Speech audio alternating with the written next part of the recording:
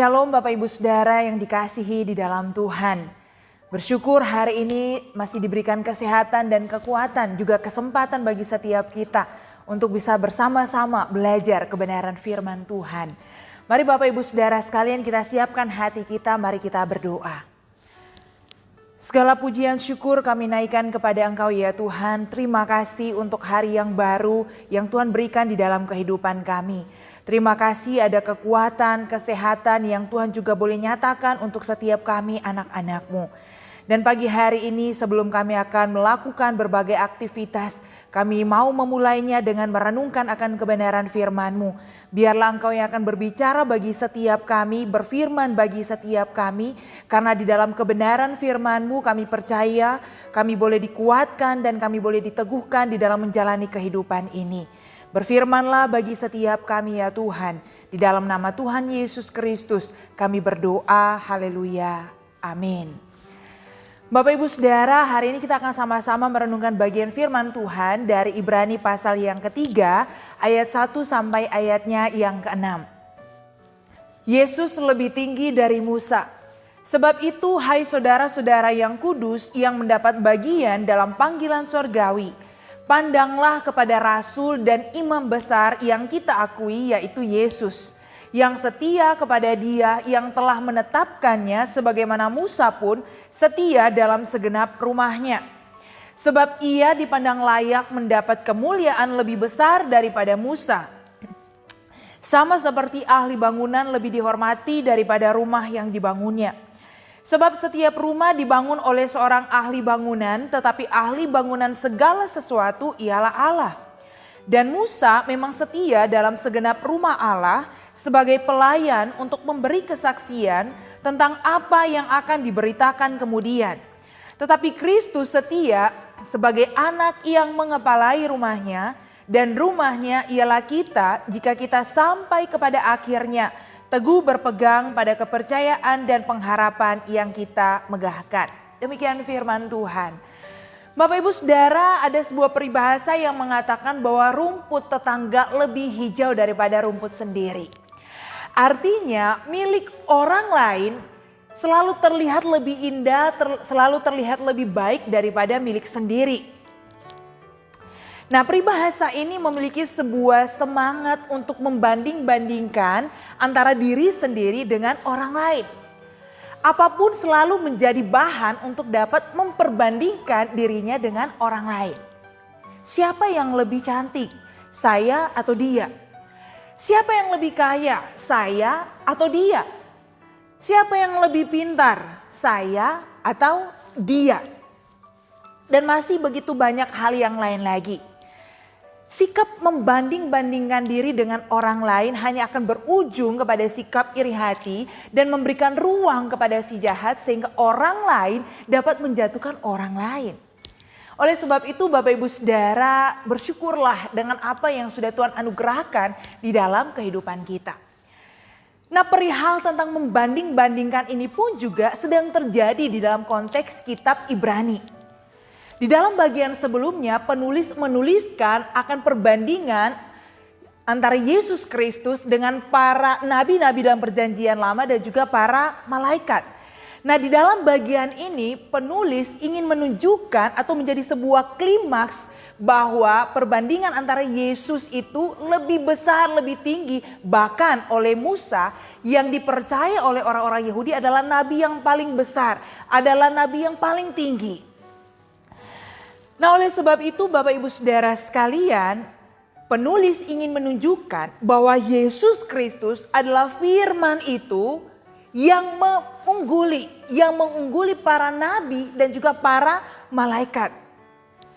Nah, hal ini dituliskan oleh karena bangsa Yahudi menganggap Musa itu adalah nabi yang besar, adalah nabi yang teragung.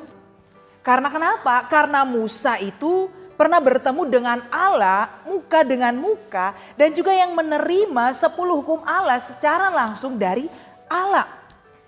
Sehingga bagi orang Yahudi Musa ini sesungguhnya jauh lebih tinggi daripada para malaikat.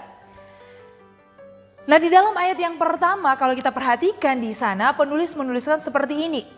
Sebab itu, hai saudara-saudara yang kudus, yang mendapat bagian dalam panggilan surgawi, pandanglah kepada rasul dan imam besar yang kita akui, yaitu Yesus.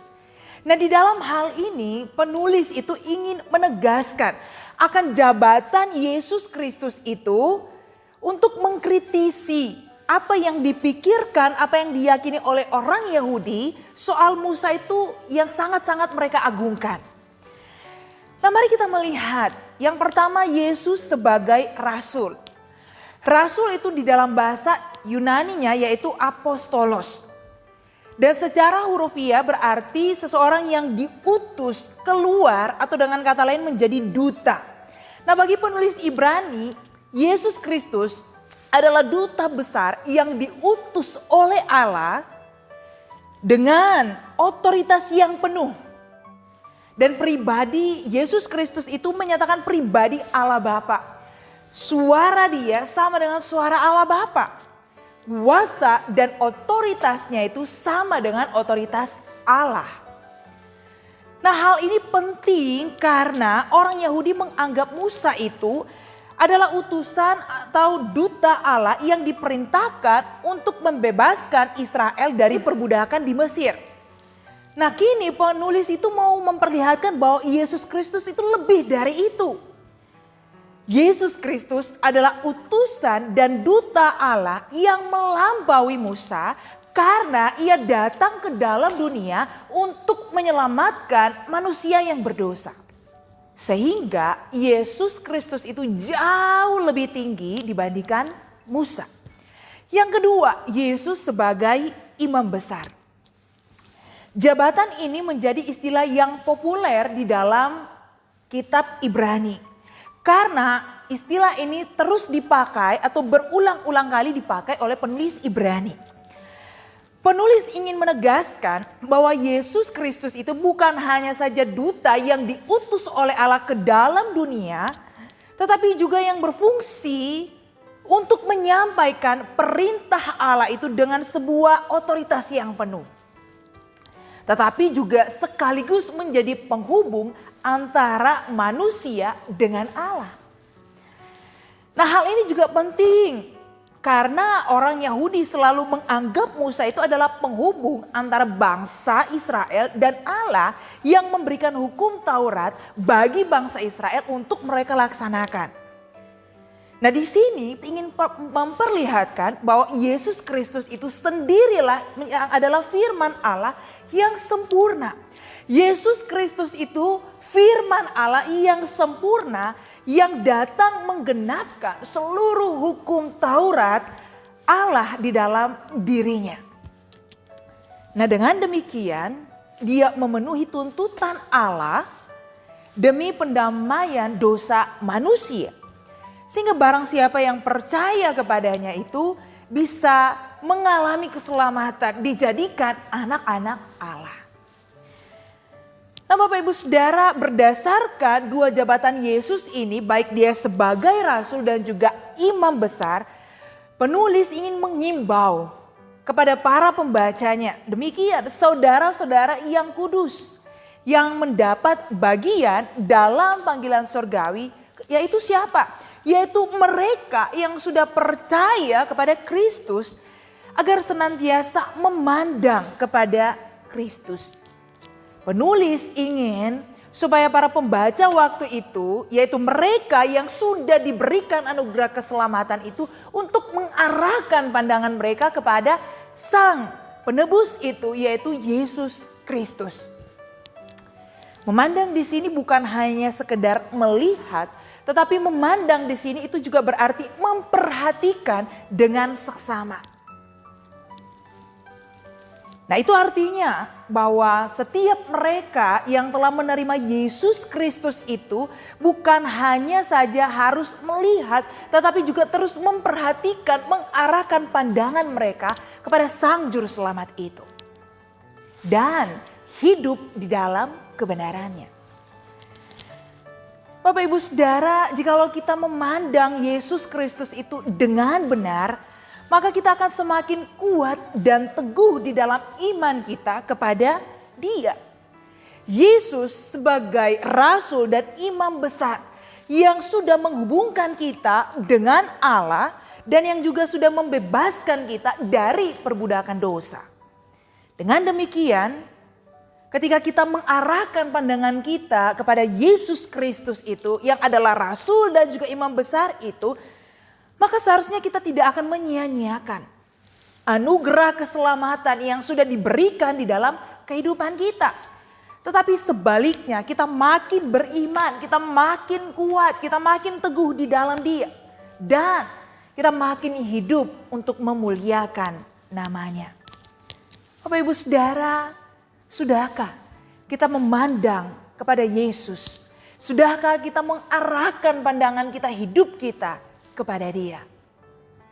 Kalau belum, biarlah firman Tuhan ini mengingatkan kita untuk terus mengarahkan pandangan kita kepada Sang Juru Selamat itu, Yesus Kristus. Mari kita berdoa. Terima kasih Tuhan Yesus untuk terang kebenaran firman-Mu di pagi hari ini. Boleh menghibur, menguatkan dan juga mengingatkan setiap kami anak-anak-Mu. Setiap kami yang telah mengakui Engkau sebagai Tuhan dan Juru Selamat. Biarlah pengakuan kami kepada Engkau bukan hanya sekedar kata-kata, tetapi sungguh-sungguh boleh menjadi sebuah sikap hidup kami yang terus memuliakan Tuhan. Baik di dalam pikiran, perkataan dan perbuatan kami. Sehingga melalui hidup kami mereka boleh menyaksikan ada Yesus Kristus yang hidup, yang hadir di dalam kehidupan kami. Sungguh kami bersyukur untuk firman-Mu. Kami berdoa menyerahkan sepanjang hari ini. Biarlah apapun yang kami lakukan, apapun yang kami kerjakan, kami boleh terus mengarahkan pandangan kami kepada Engkau. Terpujilah nama Tuhan, di dalam nama Yesus Kristus kami berdoa. Amin. Selamat beraktivitas, Tuhan Yesus memberkati.